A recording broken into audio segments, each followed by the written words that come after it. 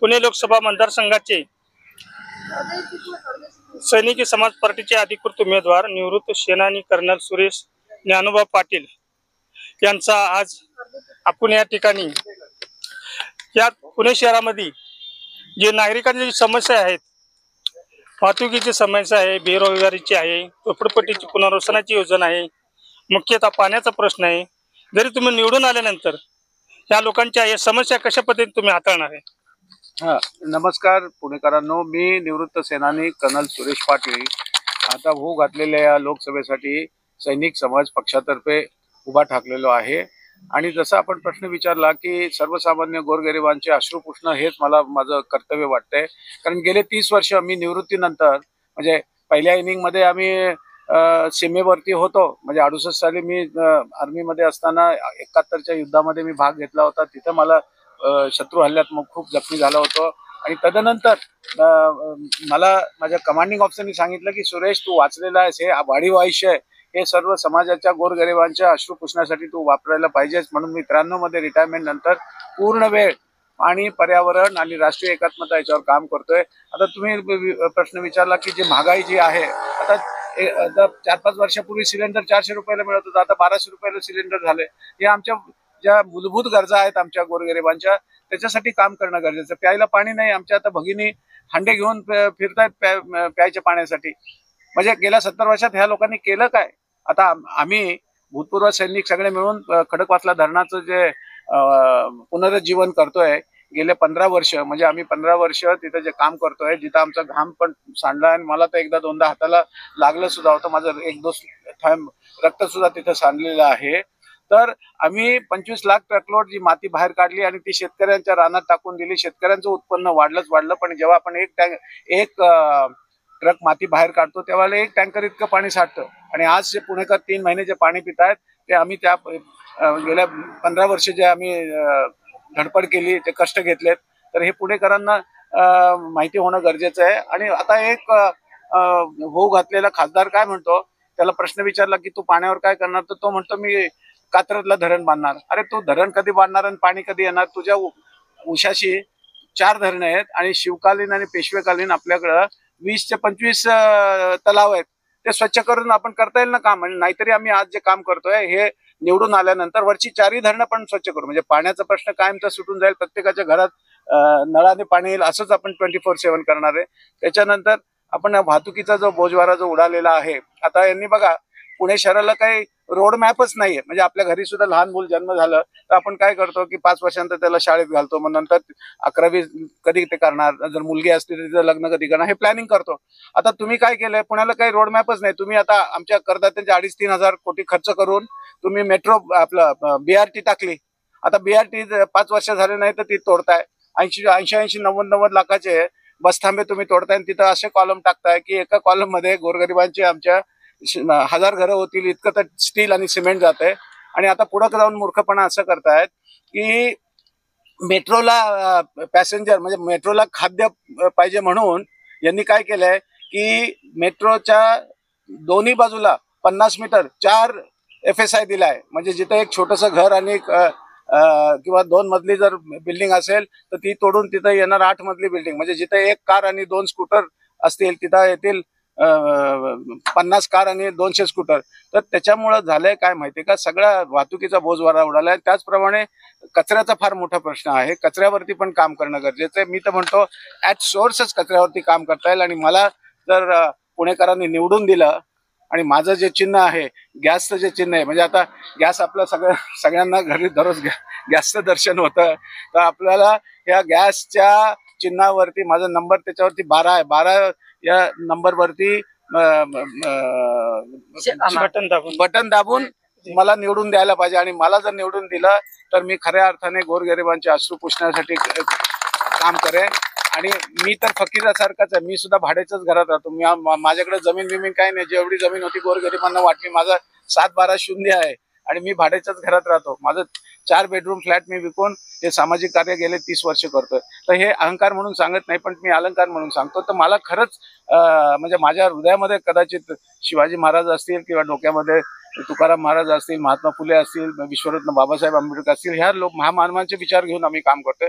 तसंच शिक्षणाचा सुद्धा बोजवारा उडालाय. मला 4 महिन्यापूर्वी इथं हडपसरला एका शाळेमध्ये बोलवलं होतं कार्यक्रमासाठी. पत्र्याची शाळा, जमिनीवरती पोरं बसलेली आणि शिक्षकांचे 3-3 महिने पगार झाले नाहीत. शाळेत खडू नाही आहेत.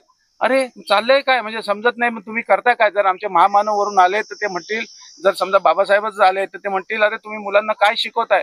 आता बाबासाहेबांच्या बद्दल तुम्हाला माहिती आहे, बाबासाहेब जेव्हा एका मांडीवर 18-18 तास त्यांनी अभ्यास केलेला आहे. जेव्हा शाहू महाराजांनी त्यांना इंग्लंडला पाठवलं आणि तुमच्या बडोद्याच्या सयाजीराव गायकवाडांनी त्यांना अमेरिकेला पाठवलं, तर येताना त्यांनी काय आणलं? येताना त्यांनी पुस्तकाच्या पेट्याच्या पेट्या आणल्या. आता आमच्या राजकारणी जातात ते काय आणतात? कुणी लिपस्टिकच आणते, कुणी डूलच आणते.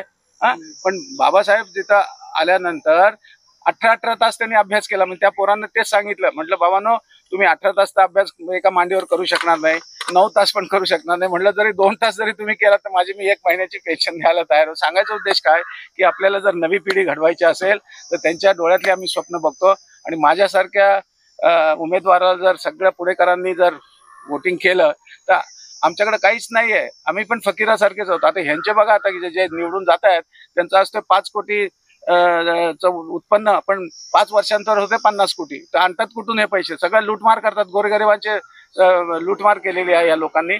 तर बदलाव होणं गरजेचं आहे. आणि मी पुन्हा पुणेकरांना विनंती करतो की बाबांनो, माझ्यासारख्या एका सेनानीला तुम्ही सुरेश पाटिल आगे बढ़ो, सुरेश पाटिल हम आगे बढ़ो, सुरेश पाटिल सब आगे बढ़ो. तर मला जर वोट दिलं तर तुम्ही माझे कान पकडून काम करून घ्या आणि आपण सोन्याचा धूर काढू. म्हणजे शिवाजी महाराजांच्या स्वप्नात जो होता ना महाराष्ट्र, आपण तो करून दाखवू शकू. तर पुनश्च मी सगळ्या पुणेकरांना विनंती करतो. आणि आमच्या भगिनींना सुद्धा मला म्हणजे दुःख होतं जेव्हा ह्या हांडे घेऊन पाण्यासाठी वणवण फिरतात. अरे त्यांच्या घरात 24 तास पाणी यायला पाहिजे, त्यांच्या 24 तास वीज यायला पाहिजे, मुलांसाठी चांगलं क्वालिटी एज्युकेशन मिळायला पाहिजे, कचरा पुणे शहरात कचराच व्हायला नाही पाहिजे, तो सोर्समध्येच संपवायला पाहिजे. तर हे 5-6 विषय घेऊन मी काम करतोय. आणि जर काही पावर नसताना मी इतकं मोठं काम उभं करू शकलोय धरणाचं वगैरे, तर निवडून आल्यानंतर तर याच्या 20 पट 50 पट 100 पट आम्ही काम करू. प्रश्न नंबर 1. सध्या पुणे शहरामध्ये नागरिक सध्या सुरक्षित नाहीत. इथं गँगवर वाढलेले. आणि प्रश्न 2, आता ही सरकार म्हणते की आम्ही संविधान बदलणार. प्रश्न 3, भ्रष्टाचार खूप मोठा झालेला आहे. करोडो रुपये गोरगरिबांचे तिकडे वरनं येतात पैसे, या गोरगरिबांना काही मिळत नाही. त्यांना मग यासाठी तुम्ही काय तुमची रणनीती असणार आहे? रणनीती हीच आहे की संविधान बदलायचा प्रश्नच उडत नाही. अरे बाबासाहेबांनी विचारपूर्वक सगळं काही लिहिलेलं आहे, त्याचं संविधान बदलायचं कारणच नाही आहे. आज बाबासाहेबांनी सगळ्यांना हक्क दिलेले आहेत आणि ते त्याच्यात बदलण्याचा प्रश्नच येत नाही. आणि राहिलेली जे म्हणताय की ते गोरगरिबांचे अश्रू पुसणं गरजेचं आहे. म्हणजे त्यांना ज्या मूलभूत गरजा आहेत त्याच त्यांना देणं गरजेचं आहे. म्हणजे अन्नधान्यासाठी जे लागणार आहे त्यांना जे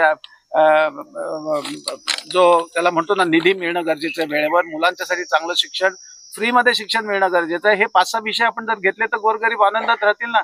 आणि माझं तर स्वप्न हेच आहे की आपण जसं म्हणतो ना वंदे मातरम सुजलाम सुफलाम मलय जे शिकनाम. आता मलयचा बऱ्याचशा लोकांना अर्थच माहित नाही. मलय म्हणजे चंदन. आता ते कवी कल्पना अशी आहे की तो काय म्हणतो, आपल्याकडं कर्नाटक, तामिळनाडू, आंध्राच्या तिथं मोठ्या प्रमाणात मलयाचे पर्वत आहेत. आणि कवी कल्पना अशी आहे की जेव्हा अरबी समुद्रातून वारे वाहत येतील तर मलय पर्वतातला सुगंध घेऊन पूर्ण महाराष्ट्रावर आणि भारतावर जाईल. आणि त्यावेळेला खाली काय असलं पाहिजे, भाईचारा, इमानदारी, सच्चाई, किसी का घर का ताला न हो, दूध की नदियां बहनी चाहिए. तर तसे दिवस आपल्याला आणायचे. ठीक आहे. तुमच्या काही महिला कार्यकर्त्या, त्यांच्या पण 1-2 कार्यकर्त्याचा आम्ही मुलाखत घेऊ. काही बोलू शकता? ज्याला बोलायचं या इथूनच बोला. घ्या माहिती. नमस्कार, मी सविता वजे बोलत आहे. आमचा प्रश्न काय आहे? अरे बोलू नका ना यार. आमचा प्रश्न असा आहे की सरकारने जे अगोदर आश्वासन दिले होतं शिक्षण फ्री ही फ्री, त्या लोकांनी ते 65,000 शाळा विकून टाकल्या सरकारी, सगळे खाजगीकरण चाललेले. त्या खाजगीकरणाविषयी तुमचं काय विषय? जे खाजगीकरण करतात, जे खोटं बोलून सत्तेवर आलेले त्याच लोकांना तुम्ही मतदान देणार आहात का पाटील सारख्या एक इमानदार उमेदवाराला मतदान देणार आहात? आम्ही पाटील सरांनाच आम्ही येणं मतदान देणार आहे आणि पाटील सरांचंच आम्ही येणं चर्चा करत आहे. प्रत्येक ठिकाणी आम्ही पाटील सरांचंच आहे ना नियोजन करत आहे आणि आम्हाला पक्ष कोणताच नको, आम्हाला अपक्षच हवा आहे. बस माझं एवढंच म्हणणं आहे. हे होते लोकसभेचे पुणे लोकसभेचे उमेदवार पाटील साहेब यांनी अतिशय तळतळीने आपल्या मनातल्या जे भावना जे लोकांचं जे जनकल्याणाचं काम आहे ते निवडून आल्यानंतर प्रामाणिकपणे लोकसभेमध्ये आवाज उचलून हे प्रामाणिकपणे ह्या लोकांचा प्रश्न सोडवणार आहेत. मी बी के भालेराव, वंचित परिवर्तन न्यूज. तुमचं काय नाव? माझं नाव युवराज देशमुख. मी बिबेवाडीत राहतो. आम्ही 10 वर्ष झालं बघतो क्रीडा क्षेत्रात किंवा प्रत्येक क्षेत्रात किंवा रस्त्याचे काम केले, काय केले. आतापर्यंत मागील जे 70 वर्ष ज्यांनी राज्य केलं, ज्याला आता 10 वर्ष आम्ही सत्ता दिली, त्याही पक्षाने तेच केलं, ह्याही पक्षाने तेच केलं.